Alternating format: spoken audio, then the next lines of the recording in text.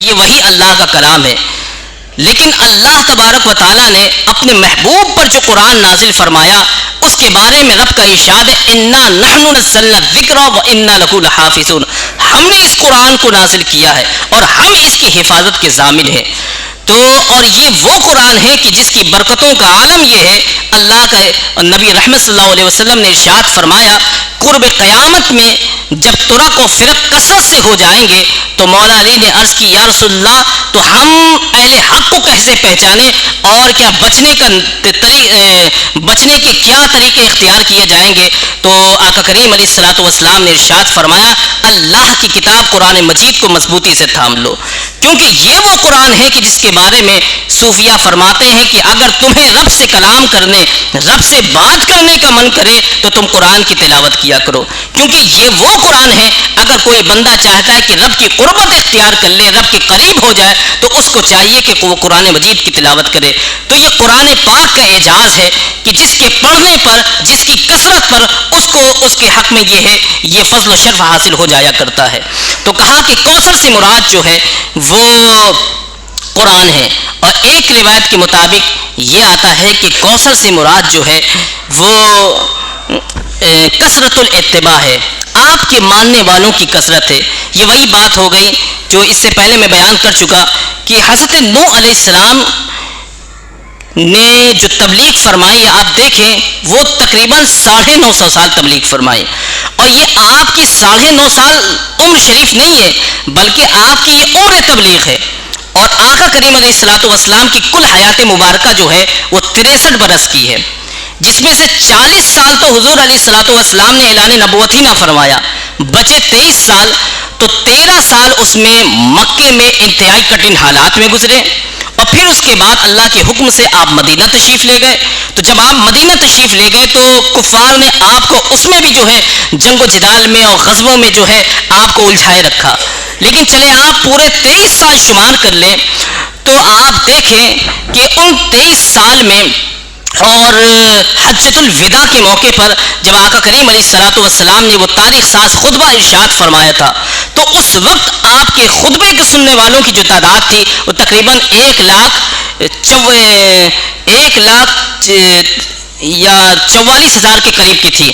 تو اور روایتوں میں ایک یہ آتا ہے کہ جب حضور علیہ الصلوۃ والسلام کا وصال پرملال ہوا تو اس وقت جو کل امت مسلمہ کی تعداد تھی وہ تقریباً 6 لاکھ کے قریب پہنچتی ہے.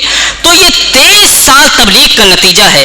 اب آپ دیکھیں کہ آقا کریم علیہ الصلوۃ والسلام نے جب پیغام حق کو لوگوں تک پہنچایا ہے تو آپ جانتے ہیں کہ عرب کے لوگ کتنے سخت مزاج کے تھے اور وہ اپنے باطل عقیدے پر کتنی سختی کے ساتھ جو قائم تھے, اور پھر ایسے حالات میں دین کو پیش کرنا, حق کو پیش کرنا کتنے جان جوخم کا کام تھا. لیکن پھر جو لوگ آپ پر ایمان لائے اور آپ کے دامن سے وابستہ ہوئے تو پھر وہ کتنی سختی کے ساتھ آپ کے شانہ بشانہ کھڑے ہوئے کہ پھر ان کی زندگی کو آپ پڑھیں اور دیکھیں. حضرت ابو ذر غفاری رضی اللہ تعالیٰ عنہ کی زندگی کو پڑھیں, حضرت سلمان فارسی کی زندگی کو پڑھیں کہ آپ نے کتنی دشواریاں برداشت کی ہیں.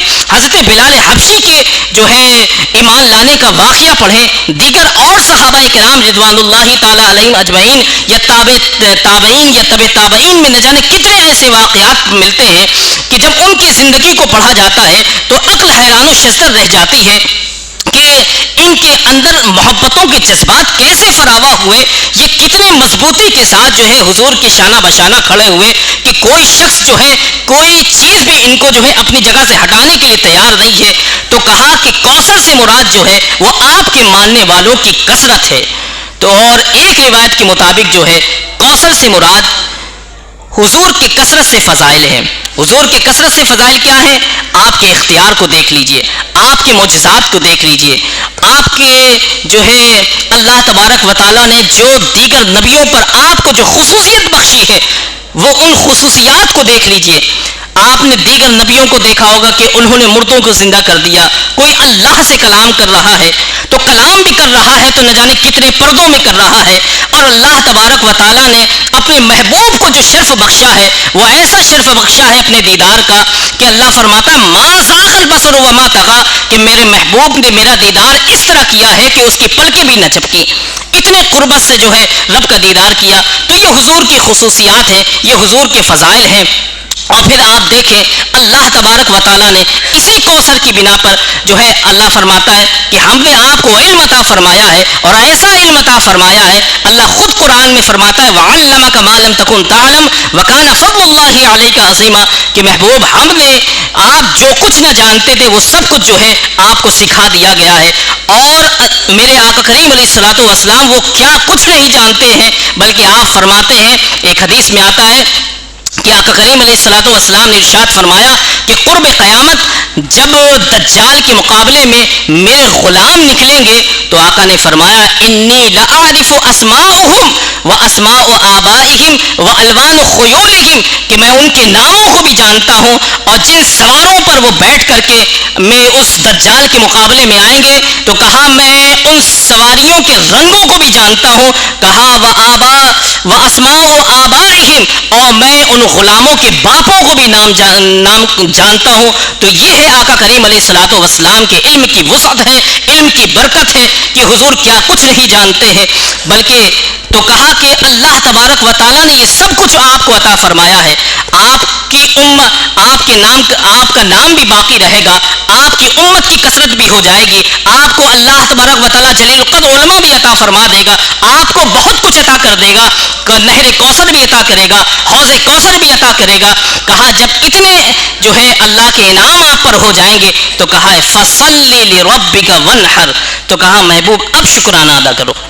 اس سے پتہ چلا کہ جب اللہ تبارک و تعالیٰ کسی بندے کو کوئی نعمت عطا کرتا ہے تو اس کے شکریہ پر جو ہے شکرانہ ادا کیا جاتا ہے. وَانْحَرْ, اور جو ہے خیرات پیش کی جاتی ہے. تو کہا قربانی پیش کرو. اِنَّ شَانِئَكَ هُوَ الْأَبْتَرُ, محبوب آپ کا دشمن ہی ابتر ہے, ان کے سارے منصوبے جو ہیں وہ دھرے کے دھرے رہ جائیں گے, لیکن تیرے نام کی بقا ہوتی چلی جائے گی, تیرا نام جو ہے بلندیوں پر چلتا چلا جائے گا. کیوں؟ وَرَفَعْنَا لَكَ ذِكْرَكَ, کیونکہ محبوب ہم نے تیرے ذکر کو بلند کیا ہے. اللہ ہم سب کو سورہ کوثر کی برکتوں اور رحمتوں سے مالک مالا مال فرمائے. وما توفیق الا باللہ. السلام علیکم ورحمۃ اللہ تعالی وبرکاتہ.